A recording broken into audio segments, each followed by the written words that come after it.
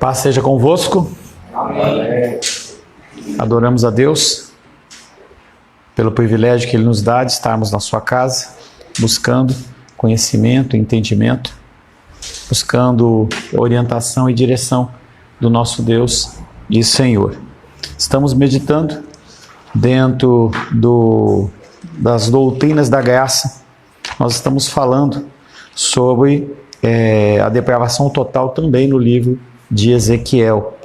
Primeiro tratamos sobre a condição da depravação total do ser humano. Depois disso nós começamos a falar do livro específico de Ezequiel, e o próximo livro que nós vamos tratar dentro da depravação total é o livro de 1ª e 2ª Tessalonicenses. Semana passada finalizamos a nossa dominical citando o nome do profeta Ezequiel como um homem que era um homem que trazia o contexto da regeneração divina às pessoas. Pessoas, elas só buscam um médico, conforme nós já falamos, a partir do momento em que elas entendem que elas estão doentes. Se elas não entendem que estão doentes, se elas não entendem que estão doentes, elas não procuram o médico, elas não procuram o Senhor. Ezequiel, conforme nós falamos, ele é um profeta contemporâneo de Jeremias e de Daniel, e ele passou os seus primeiros anos em Jerusalém como sacerdote, até que foi levado para Babilônia, junto com os 10.000 outros judeus. Então, nós já comentamos a condição de que o cativeiro babilônico ele é um cativeiro diferenciado, porque elas tinham a política de trazer os melhores para a sua terra, para que eles pudessem ter, de alguma forma, a condição de uma melhoria na sociedade deles no sentido cultural. Enquanto estava no exílio babilônico, Ezequiel foi chamado por Deus para entrar no exercício profético nos 22 anos subsequentes. Então ele foi chamado no 30º aniversário dele, e ele ficou mais 22 anos profetizando lá na Babilônia a respeito da queda de Jerusalém, e depois também do retorno lá, depois de um tempo, depois de 70 anos, eles iriam estar retornando. Na Babilônia ele morou numa casa que ficava numa localidade chamada próxima às margens do rio Quebara, num rio que tinha lá perto. Seu nome significa fortalecido por Deus. E nós falamos também na semana passada a condição de que as pessoas no Antigo Testamento em especial, elas tinham os nomes referenciados a alguma situação em particular. Não eram nomes aleatórios, não eram nomes de pessoas conhecidas, eram simplesmente o que a pessoa entendia. Era uma forma de você profetizar na vida do seu filho ou da sua filha o que ele seria, muitas vezes com a direção de Deus, como a gente vê a condição de Moisés, que o nome dele Moisés, que é tirado das águas, ele vem antes dele ser colocado nas próprias águas. Seu nome significa fortalecido por Deus, indicando que o Senhor o revestiria de poder para a exigente tarefa que estava diante dele. Que tarefa? Falar com o povo de Deus. Não há condição pior, não há situação mais difícil do que você falar de Deus para o povo de Deus. Se você quiser falar com o ímpio, ele vai te dar ouvidos. Ele pode não entender muito bem o que está acontecendo, mas nós, como povo de Deus, nós temos uma dificuldade muito grande. Em especial porque conforme nós vamos conhecendo a Deus, em vez de nós nos aproximarmos dele, parece que a gente começa a criar uma série de barreiras, uma série de detalhes, uma série de situações em que eu vou, eu não vou, faço, não faço, ajo, não ajo, o que é que eu faço? E aí nós temos a condição de muitas vezes estarmos negando a condição de que Deus está no controle. Nós queremos um Deus soberano, mas não queremos que ele pilote nem comande as nossas vidas. Tenho pontuado e visto, tenho comentado com a Rosângela em especial, algumas coisas que, se você começar a prestar atenção, você começa a ver a mão de Deus agindo.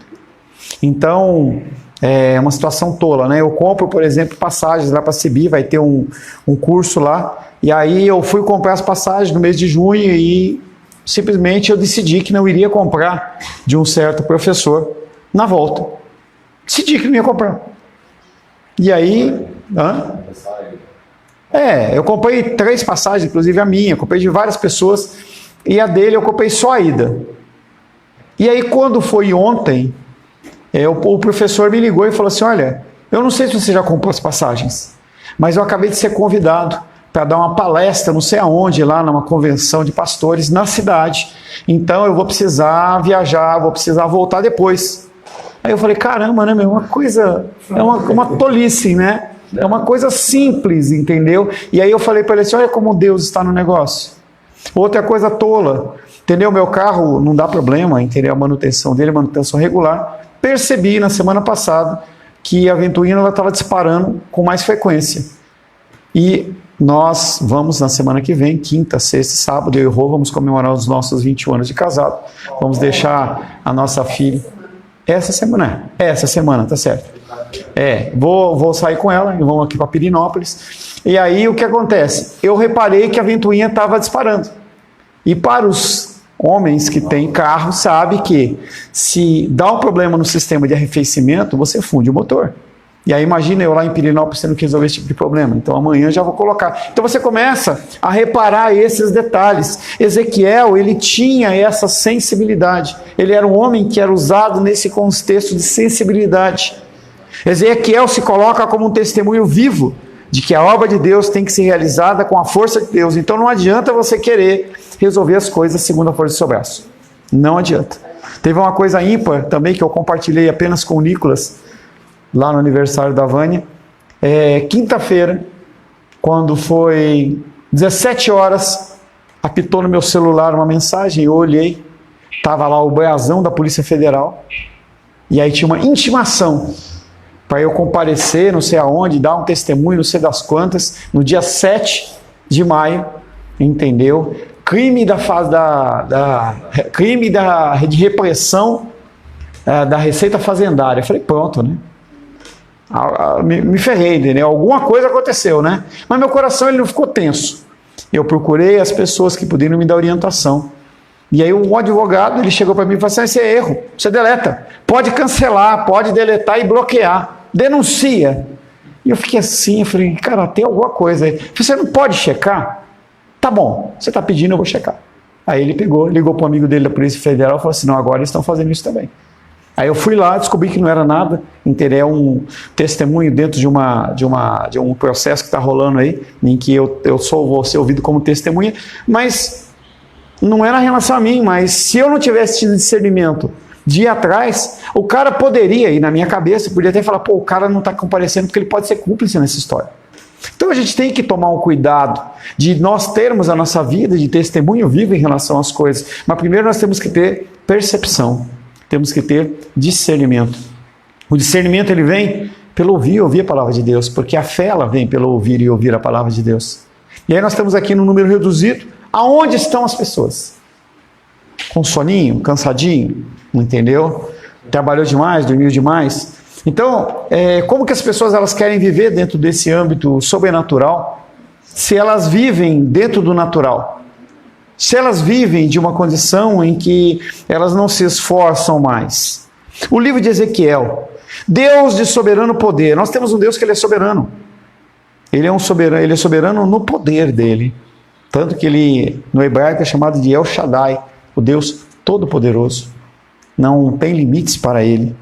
Enquanto Ezequiel esteve no cativeiro babilônico, ele apresentou muitas profecias do juízo divino que viria sobre Judá e Jerusalém. Então Ezequiel ele começa a mostrar palavras que não são agradáveis. Ele começa a trazer situações de confronto, em que você fala, se você não mudar, você vai continuar padecendo. Nós temos que entender que, isso é uma frase que a Rô tem falado bastante, eu tenho pego isso, se você não mudar algo no processo, vai continuar tendo o mesmo resultado. Falei com o Felipe essa semana. Sobre Ezequiel, fala sobre santidade também, nesse requisito. Sim, eu trago o contexto natural, porque é assim que a palavra de Deus trata. Ela trata o natural e puxa pelo espiritual. Se nós não tivermos uma mudança na nossa vida natural, a nossa vida continua a mesma. Se nós não tivermos uma mudança na nossa vida espiritual, nós continuamos os mesmos. E se a gente continuar ouvindo que está tudo certo, que não tem nenhum problema, a gente acha que está tudo certo realmente. Ele, Ezequiel, profetizou também o iminente juízo de Deus que seria desencadeado sobre muitas das nações vizinhas. Algo semelhante ao que está acontecendo no livro de Amós à noite. Ele vem mostrando que o Deus do povo de Israel também é um Deus das nações. É um Deus que vai executar um juízo. Ao mesmo tempo, Ezequiel apresentou uma mensagem de esperança e graça. Você bate e assopra. Nicolas e Aisla, com o Joaquim chegando, vocês vão ter muito bem definido a condição de quem bate e quem assopra. E quem bate é o pai. E quem assopra é a mãe. Desde que cada um tome o seu papel. E se cada um não pegar o seu papel, o que acontece? Tem inversão de papéis. E aí o amor que a Aisla deveria dar para o Joaquim, ela tem que repreender, porque a repreensão também é um ato de amor. Mas quem deveria fazer isso? O homem. Ezequiel, ele vem trazendo esse contexto de graça, de esperança, tendo em vista a salvação e restauração do povo de Deus. Sim, há o juízo. Mas nós não estamos debaixo da ira de Deus. A ira de Deus não é sobre nós. Mas nós temos a consequência dos nossos pecados. No exercício dessa obra, Ezequiel descreveu a desesperada necessidade que o coração espiritualmente morto do homem tem de ser regenerado pelo poder de Deus. Porquanto um coração de pedra incrédulo não pode se arrepender e crer. Se nós não começarmos a nos convencer da malignidade do nosso coração, a gente vai continuar achando que a gente é bonzinho. A gente se compara com outras pessoas que são piores que nós. Nós temos essa condição. Quando nós queremos um conforto do nosso coração, a gente compara o nosso negócio, o nosso relacionamento, o nosso espiritual com pessoas que são piores que a gente. A gente tem um fôlego para a gente ter um conforto, mas na verdade isso não vai gerar mudança nenhuma. Vai gerar uma condição de conformidade e repetição e repetição. Falei na virada do ano, falei assim, o que você vai colher em 2024 é o que você plantou em 2023. O que você vai colher em 2025 é o que você está plantando hoje. O que você está plantando hoje? O que você tem feito? Você não planta nada dentro do relacionamento com o seu cônjuge, com o seu filho, com a sua filha, seu pai, a sua mãe, e você quer que mude. Por que você acha que vai mudar? Você vai colher a mesma coisa. Não tem como uma macieira gerar outra coisa. Se você quer laranja, você tem que plantar uma laranjeira. Não adianta você ficar esperando que a macieira dê laranja, porque ela não vai dar. Operando com onipotência irresistível, é preciso que Deus dê ao homem pecador um coração de carne antes dele poder invocar o Senhor. Se o homem ele não tiver o coração dele mudado de pedra para carne, ele não vai conseguir identificar o pecado nele, não vai conseguir identificar a depravação nele. Que é o que nós vemos na sociedade de hoje. As pessoas elas não conseguem olhar no espelho e ver a maldade no coração delas. Vemos a comoção nacional em relação ao Joca. Se você não sabe quem é o Joca é um labrador que a Gol transportou e morreu no setor de bagagem. O Brasil inteiro está em comoção pelo Joca. E não que nós não temos que ter comoção pelo bichinho que morreu, mas e as crianças? E as pessoas? E os venezuelanos que estão nas ruas? Vi uma palavra dura, acho que foi a Rosângela que passou um recorte lá, o cara falando assim, como é que a gente gasta dinheiro com um hospital veterinário se a gente tem criança morrendo porque não tem médico? Vai você lá no hospital e vê se você vai conseguir ser atendido. A gente acompanhou lá a Vânia, lá, horas dentro do hospital lá para ser atendido. Agora vai no hospital veterinário ver se você vai demorar. São disparidade de valores. São disparidade. Então o Senhor, dentro da sua onipotência irresistível, Ele tem que dar primeiro um coração de carne para que a gente possa entender como invocar o Senhor. Senão a gente vai continuar achando que as coisas que estão acontecendo de forma natural são as corretas. Elas não são. Nós, como homens, temos que tomar o nosso papel de homens na nossa casa. As mulheres têm que assumir o papel delas. Os solteiros têm que buscar o seu papel dentro da sociedade. Ezequiel descreveu a atividade soberana de Deus no novo nascimento como uma obra da graça, que move o homem a crer. Não é uma obra do homem, não é a minha vontade, não é o meu agir, não é as minhas boas obras, não é o meu pensamento, não é o que eu acho, mas é o que Deus diz sobre mim. E é isso que eu tenho que tomar frente. Então ele vem descrevendo essa soberania de Deus como um novo nascimento. O novo nascimento é algo diferente. Não é o velho nascimento. O velho homem, ele tem que ser morto todos os dias. A minha carne, ela quer surgir novamente todos os dias. Eu quero descansar mais, eu quero dormir mais. Eu quero ficar tendo mais lazer, eu quero desfrutar mais dessa vida. Mas Deus não fala que é para isso que nós temos que viver. A nossa vida seria muito fútil se fosse apenas isso. Apenas isso não é apenas isso. Nós nascemos de novo. E esse nascimento ele vem como uma obra da graça de Deus. É um presente dele para nós. Essa verdade estava na raiz de toda a mensagem de Ezequiel. Uma revelação que transpira a graça soberana. Ele bate a sopra. Ele fala que aquele povo tem que se arrepender, mas ele fala de um Deus soberano. Ele fala da restauração de Israel, daquele templo. Ele fala dessas coisas e as pessoas mesmo assim elas não querem. O ser humano é altamente adaptável. E aquele povo lá na Babilônia, eles queriam mais ficar na Babilônia. No momento inicial dava um incômodo, mas quando criou alguma situação lá que foi para eles confortável, eles não queriam sair. Tanto que se você for olhar o livro de Neemias e o outro, Neemias e? Não, que Pedro? Esdras, beleza. Esdras e Neemias. Você vai ver lá que quantas pessoas voltaram. Entrou na Babilônia uma quantidade. É que ele falou dentro de um contexto assim, mais Esdras. Não, ele falou dentro de um vocabulário mais assim, mais hebraico, né? Esdras, entendeu? E aí você vai ver a quantidade de pessoas que entrou na Babilônia e a quantidade de pessoas que voltou para a Terra Prometida. Poucas pessoas dentro do que tinha entrado. Dentro daquele público lá, vamos falar da saída do Egito, e aquele povo tinha se multiplicado muito mais. 3 milhões de pessoas. Quantas pessoas voltaram? Você vê lá a contagem das famílias, você multiplica por, 4, para ter uma noção. Você vê quão poucas, porque as pessoas elas se adaptam. Então eu me adapto a estar numa situação de dor, de sofrimento. Eu me adapto a estar numa situação de não ir para a casa do Senhor. A gente se adapta. Começa a ficar comum. Eu não fui hoje. Eu não li hoje.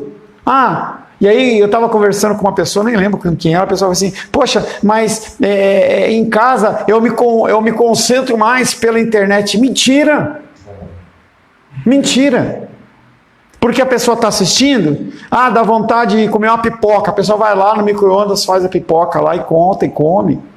Entendeu? A pessoa não tem o zelo, não tem o respeito, não tem a convivência com as pessoas. Só no dia do juízo a pessoa vai saber o dano de faltar uma escola dominical. No dia do juízo a pessoa vai saber. Em que o Senhor vai falar assim, poxa, estava lá o ensino, estava a capacitação. Pastor, mas tem que entender, né? Eu trabalhava até de madrugada, tal, entendeu? Eu fiquei com sono. Você entende, né? Depravação total. Dentro do livro de Ezequiel. Desenhando um quadro fiel da natureza do homem pecador, Ezequiel ensinou a verdade da corrupção total do coração humano. Ezequiel não aliviou. Tem uma moça que nós ajudamos muito tempo, uma missionária lá de Cuiabá, e aí ela pegou e mandou uma mensagem para mim e falou assim, Pastor Paulo, ela tem um canal no YouTube, falou, Pastor Paulo, eu preciso de uma mensagem de paternidade bíblica. Aí eu falei para ela, você tem certeza que você quer que eu fale? Eu ouvi a mensagem do pastor anterior, tão doce o cara, tão gente boa, né? Aí eu falei para ela, você vai perder o ouvinte, hein? Não, mas eu quero. Eu falei, tá bom. Aí o mínimo que eu chamei os homens e os pais foi de banana, dentro da mensagem. Foram 8 a 11 minutos intensos, em que ela tem toda uma estrutura de programa lá, evangelística. Entendeu? Eu mandei para ela e falei assim, olha, se não quiser pôr, não põe não, hein? Não, eu vou pôr, pastor. Eu acho que tem que ter a pancada e tem que ter a coisa doce, entendeu? E aí, para variar, né? Eu falei assim, bom, o cara é super doce, eu falei, para ver um cavalo, né? Mas tudo bem, entendeu? De acordo com o profeta, o pecado impregnou a natureza inteira do homem caído. Se você não entender isso, você vai continuar achando que você é bom. Que você merece. Ou que você não merece. A luta e a dificuldade vem e fala assim, eu não mereço isso. Eu sou uma pessoa que venho na igreja, eu venho e faço as minhas funções. Sua pessoa completamente o ser humano, emoções e vontade, foi arruinada pela corrupção interior causada pelo pecado. Ezequiel ensinou que o homem natural é incapaz de fazer qualquer coisa que seja agradável a Deus. Aí a pergunta é, você é natural ou você é sobrenatural? Se você é natural, você não consegue agradar a Deus. Apenas pessoas que são sobrenaturais conseguem agradar a Deus. Porque quem age neles não é eles, é o Senhor. É a própria ação do Espírito dentro do coração humano, transformando de pedra em carne. E transformando de pedra em carne vai acontecer que você começa a ter desejos e vontades que não pertencem a você. De ajudar, fazer. Sobre agradar. Nós conseguimos agradar a Deus, Ele se agrada com algumas atitudes nossas? Apenas aquelas que procedem dele. As nossas melhores atitudes diante de Deus são o quê? Então, eu decidi, se Moisés não vai, Moisés não tem tempo, tá? Mas Nicolas e Menísia e Nicolas vão lá evangelizar. Se eles estão indo por qualquer motivação que não seja abençoar vidas, está fora. E eles só vão com o intuito de abençoar vidas se Deus colocar o propósito no coração deles. Ou o Nicolas não tem nada para fazer, ou não é melhor ele ficar com a Aisla, curtindo a barriguinha da Aisla com o Joaquim. Será que não é melhor? Por que que ele decide fazer isso?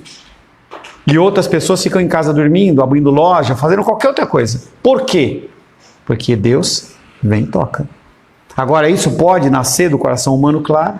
Honra, glória, entendeu? Nós temos essa condição. Ezequiel, ele vem trazendo que a condição de que nós somos completamente, nas emoções e na vontade, corruptos interiormente por causa do pecado.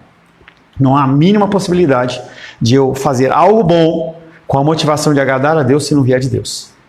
Ah, mas o espírita, ele vai lá e dá a cesta básica. Quem disse que a motivação dele é ajudar homens? Dentro da doutrina espírita, quando você age bem na sua vida, quando você morre, você reencarna numa condição melhor. Então não tem nada de altruísta. Não tem. Por mais que se venda a ideia, por mais que se pense dessa maneira. Ezequiel ensinou que o homem natural é incapaz de fazer qualquer coisa que seja agradável a Deus. Ao contrário, ele faz o mal todo o tempo, provocando a ira de Deus. Por que que nós provocamos a ira de Deus o tempo inteiro e não temos a consequência da ira de Deus sobre nós? Por causa do sangue. Só por causa do sangue. Aqueles homens lá dentro do Egito, que estavam nas suas casas, receberam uma ordenança: matem um cordeiro, com toda uma característica do cordeiro. Passe sangue nos umbrais da porta, porque quando eu passar, se eu ver o sangue, eu passo por cima. Então, por mais que eu e você sejamos seres pecadores, miseráveis, dignos do inferno, quando ele vem para destruir a gente vê o quê? A mancha de sangue na testa. Aí ele passa. Senão ele destruir. Algo que no dia do juízo não vai acontecer.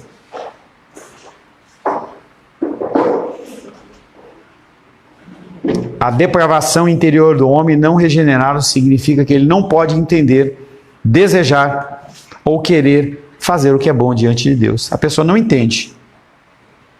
Por mais que se explique. A pessoa não quer, não deseja. Romanos fala isso. Os seres humanos são indesculpáveis diante da grandeza e da majestade de Deus. Não tem como eu ver esses exemplos que eu citei, como da passagem, e eu não ver Deus agindo ali para que não haja um revés financeiro. Ninguém ia morrer, não ia ter nada de mal, entendeu? Ia perder lá, sei lá, uns R$500, R$600, que é dele. Não tem como o ser humano estar na vida e ele não vê a ação de Deus.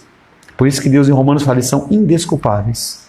Então nós temos um coração que ele é totalmente ruim, nós não podemos entender, nós não desejamos ou queremos fazer o que é bom diante de Deus. Nós não queremos fazer. Nós queremos fazer o que é mal. Nós queremos fazer o desejo da nossa carne. Corações obstinados. Um coração que não vê outra coisa. E aí às vezes eu fico vendo uns vídeos que o Moisés posta. Quando o cara ele está na luta, ele está tão focado naquilo que ele não vê mais nada. A menos que o cara esteja com o emocional abalado, e o Moisés me corrija se estou errado, quando o cara está lá naquela posição de luta, ele só está com o olho no cara, no adversário. Tanto que às vezes a gente vê em lutas, às vezes o juiz ele toca o apito, ou toca o ringue, e o cara ele não está vendo nada. Não é porque o cara está querendo infringir a regra, ele não está vendo nada, ele tá que nem aqueles boi cego, entendeu? Vendo apenas o pano vermelho, ele não vê nada. Ele não consegue raciocinar. Os nossos corações são dessa maneira, obstinados. Os corações não regenerados não querem ouvir a palavra de Deus. Querem ouvir historinha, querem ouvir algodão doce, querem ouvir tantas coisas, mas não a palavra de Deus. Com dura cerviz e corações rebeldes, eles resistiram à mensagem divina quando esta vinha a eles. A nação tinha a cabeça dura, o que indica mente fechada para a verdade divina e coração impenetrável para a palavra de Deus. Uma das orações que eu faço sempre é que Deus ele possa trazer um espírito de quebrantamento e ensinamento para você. Porque se você estiver aqui e o seu coração, a sua mente estiver em qualquer outro lugar, você não entende nada. Você passou por aqui, desceu, comeu bolo, fez atividades, orou, deu dízimo, vai embora. E na verdade a sua mente nunca esteve aqui. Você volta para casa do mesmo jeito que você saiu, vazio. Tinha uma igreja que eu e Rosângela congregamos, a gente nem conhecia a teologia reformada, mas a gente saía, teve um tempo que a gente saía com o coração amargo do lugar, pelo que falava, pelo como as pessoas agiam. A gente tinha tanto um zelo santo para que as coisas fossem feitas de uma forma correta, como também uma indignação, porque nós não éramos reconhecidos como pessoas que eram espirituais, tanto quanto aqueles que eram privilegiados. Era um conflito tremendo no nosso coração. Essa condição de endurecimento é própria de todos os que não são convertidos, embora seja mais marcante em uns do que outros. Pode ser que não seja tão marcante na vida das pessoas, mas a pessoa ela está lá, com o coração endurecido, mesmo dentro da igreja, ouvindo a palavra, e aquela palavra bate e reflete. Eles propositadamente rejeitavam a palavra de Deus e se endureciam em sua obstinação. As pessoas eram desobedientes não somente ao profeta, mas também ao próprio Deus, como se vê quando Cristo também exortou os seus discípulos a perseverarem no ensino. João 15, 18.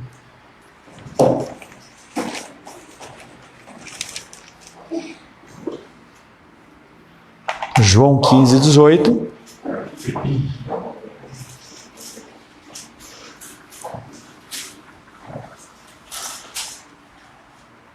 Felipe?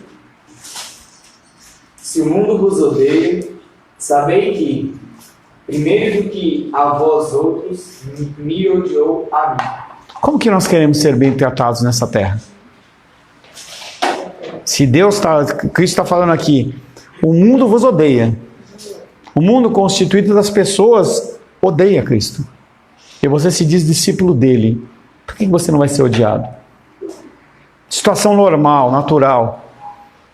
A torcida do Palmeiras odeia a torcida do Corinthians. Se você está com a camisa daquele time, você também é odiado. Não, mas eu não tenho nada contra o Corinthians. Eu só gosto do Palmeiras. O cara não entende isso.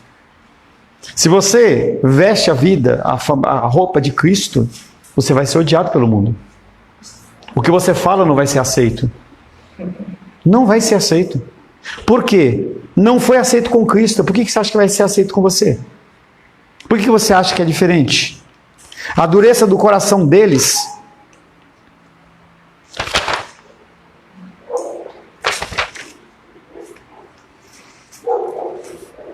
a dureza no coração deles, o coração deles é indomável. E eles não somente eram obstinados em seu coração, mas também tinham semblante de bronze, semblante verdadeiramente descarado. Não era algo que ficava apenas numa condição interna. Estava vendo um pastor em que ele disse que ele recebeu uma ovelha, e aí a ovelha chegou, teve uma reunião com ele e falou assim: olha pastor, eu discordo de algumas coisas com o seu ministério, mas eu quero congregar com você. E o pastor falou para ele assim: você tem duas opções. Ou você vai guardar a sua indignação para você, porque eu não vou aceitar você trazer a rebelião do seu coração para a igreja, ou você vai embora, vai para outra igreja. E aí o pastor falou, eu consigo viver com a sua intolerância, desde que você não queira ensinar uma maneira diferente dos outros. Não há problema nenhum. Nós somos irmãos em Cristo. Então nós temos igrejas presbiterianas, batistas, Assembleias de Deus, cada um com as suas doutrinas, cada um com as suas formas de cultuar o Senhor. Tudo bem. Mas não vem aqui querer inventar. Porque Deus, ele confiou um rebanho para mim, ele falando, e eu não vou permitir que você tire o foco do que Deus deu para mim. Porque cada um tem o seu foco. E aquele rapaz olhou para ele e falou: olha, realmente o senhor está certo. E estou indo embora. E eles ficaram bem, não houve nenhum problema. E esses homens, eles eram obstinados em seu coração.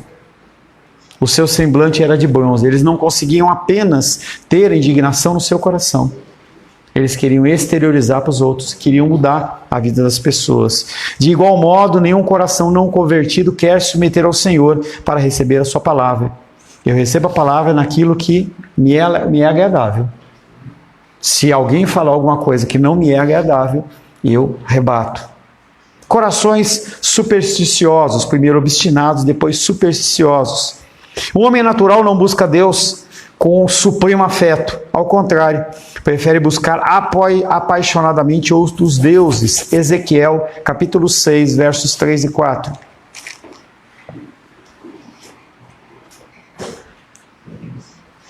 Ezequiel 6, versos 3 e 4. Monte de Israel, ouvi a palavra do Senhor Deus, assim diz o Senhor Deus aos montes, aos outeiros, aos ribeiros e aos vales. Eis que eu mesmo, trarei a espada sobre nós e destruirei os vossos alvos. Ficarão isolados os vossos altares e quebrados os vossos altares de incenso. Arrojarei os vossos mortos à espada diante dos vossos vivos. Aquele povo foi exortado por centenas de anos a voltar ao verdadeiro Deus. Viu as tribos do norte serem levadas para o cativeiro assírio. Os profetas continuaram falando dentro da nação e eles não se converteram. Mas eles continuaram adorando outros deuses. E aí Deus ele vem falando aqui, no final: eu vou mostrar para vocês que aqueles que adoram outros ídolos serão mortos à espada. E essas pessoas mortas, elas vão cair diante dos seus próprios deuses. É o coração humano querendo não uma imagem de escultura, mas querendo o que ela representa. Da ganância, da prosperidade, do luxo, do que quer que seja. A idolatria, apesar de ter sido abundantemente abençoado por receber a lei e os profetas, Israel preferiu cultuar os deuses dos cananeus. A idolatria inundou os corações das pessoas quando elas rejeitaram o verdadeiro conhecimento de Deus, trocando por mentiras. Israel decidiu prestar culto em seus lugares altos. E aí a pergunta é: será que eles deixaram o Deus de Israel assim? Ou foram introduzindo novos deuses até que aqueles deuses acabaram colocando o Deus de Israel num canto? É o que eu falo para vocês, da condição da frieza do coração. Da mesma maneira que o coração humano de pedra ele é convertido num coração de carne, também o nosso coração ele se endurece quando nós nos afastamos do Senhor. Calvino comenta: portanto, os ídolos podem muito propriamente derivar seus nomes do calor, porque os seus adoradores supersticiosos se inflamavam de amor pelos falsos deuses. O fato é que esses afetos rivais por outros deuses inundaram todos os corações que eram já radicalmente corruptos. Ou seja, já há um desejo normal no nosso coração de nós tendermos para uma coisa natural. Quando a situação ela é mais agradável para nós ainda, nós nos prostramos. Mesmo que nós não nos prostremos diante de uma imagem ou de um Deus, nós nos prostramos à situação que nós estamos permitindo que entre na nossa vida. Qualquer coisa. Ou você adora a Deus, ou adora qualquer outra coisa, não adianta. Não tem como. Você pode adorar a sua família, você pode adorar o seu trabalho, você pode adorar o seu carro, a sua profissão. Tantas pessoas que adoram outras coisas estão dentro da igreja, em vez de orar e adorar ao Senhor.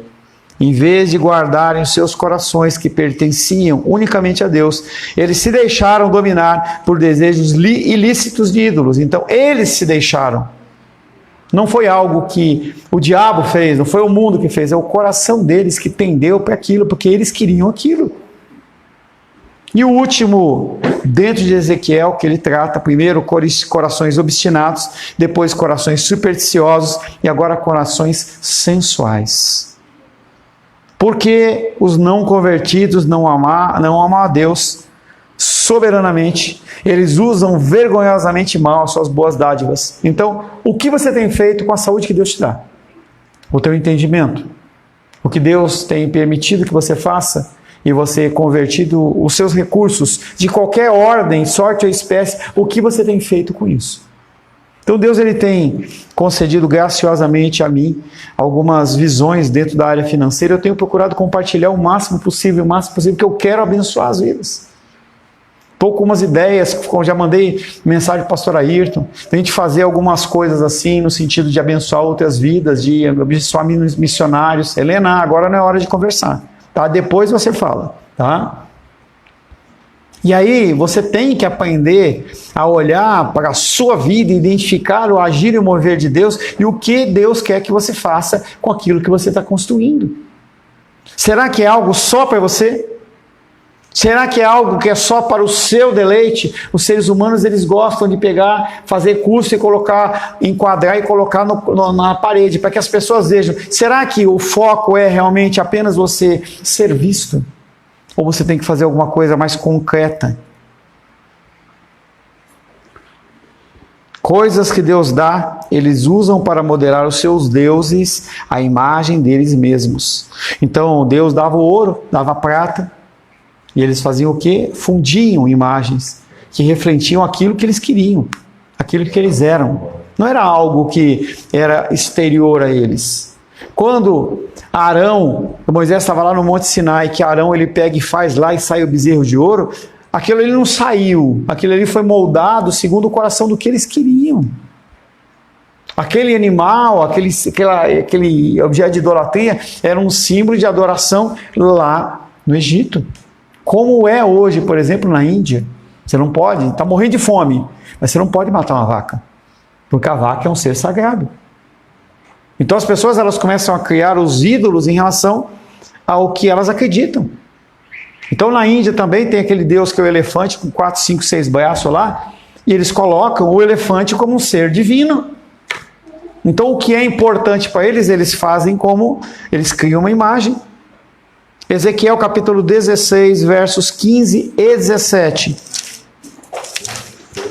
Ezequiel 16, versos 15 e 17.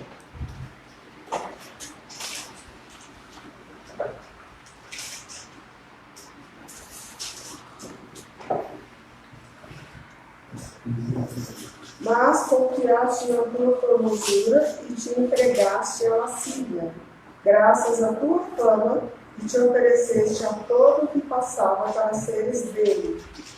Tomaste as tuas joias de enfeite, que eu te dei do meu ouro e da minha prata, fizeste estátuas de homens e te prostituíste com elas. Então Ezequiel está falando sobre a infidelidade de um povo que tinha tudo de Deus. E eles usavam os recursos e as coisas que Deus dava para eles para adorar outros deuses. Já falei para vocês a situação de Ezequiel exortando as mulheres de Israel, e as mulheres falam assim, não, nós vamos fazer pão para a rainha dos céus. A gente era feliz fazendo isso. Os nossos maridos sabem e aprovam. Os sacerdotes sabem e aprovam. E nós não vamos adorar o Deus de Israel, nós vamos adorar a rainha dos céus. O coração endurecido, ele age dessa maneira. Quando você recebe uma exortação e você se sente indignado, quer dizer que o Espírito está dentro do seu coração. Porque essa indignação é o teu espírito gritando contra a tua carne. Agora tem pessoas que a exortação entra no ouvido e sai pelo outro. É a mesma coisa, não muda nada.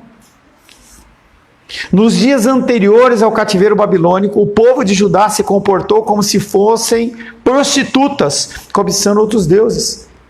Então aqui em Brasília deve ter, não vi, mas lá em São Paulo tinha uma rua que era só de prostitutas. Lá perto de lá onde eu morava. Avenida Indianópolis. Tinham transexuais, tinha todo mundo se oferecendo lá. O que Ezequiel está falando é, o povo de Israel, o povo de Deus está agindo igual a prostituta, se oferecendo para receber algo em troca. Porque a adoração profana, ela tem a ver com a motivação do coração. A pessoa ela pode estar na igreja e estar fazendo uma adoração profana. Pode estar diante do Deus de Israel e fazer uma adoração profana, porque a motivação do coração dela é o quê? Qualquer coisa menos adorar a Deus. Em vez de manter lealdade a Deus em seus corações, caiu na infidelidade espiritual e namorou os outros ídolos. Por que namorou? Porque eu vou aqui, me agradou, eu fico um tempo, não agradou, eu vou para o outro e vou para o outro. Isso é o namoro, é a ficada. Que a Bíblia de Deus ela não dá nenhum respaldo em relação a namoro. Essa condição de que eu fico com um, fico com o outro, tem que experimentar aqui, experimentar, não é self-service. Mas as pessoas elas acham que é. E acham que quanto mais experimentarem, mais fácil você encontrar a sua alma gêmea. Mentira! Com isso, eles se revelaram como apóstatas. Mas o povo engrandeceu o seu pecado usando ouro e prata, que Deus lhe tinha dado, para modelar os seus deuses pagãos. Em resumo, o povo de Judá praticou a prostituição espiritual. Esse é o trágico comportamento de todos os incrédulos, mesmo dentro da igreja, mesmo estando no meio do povo de Israel.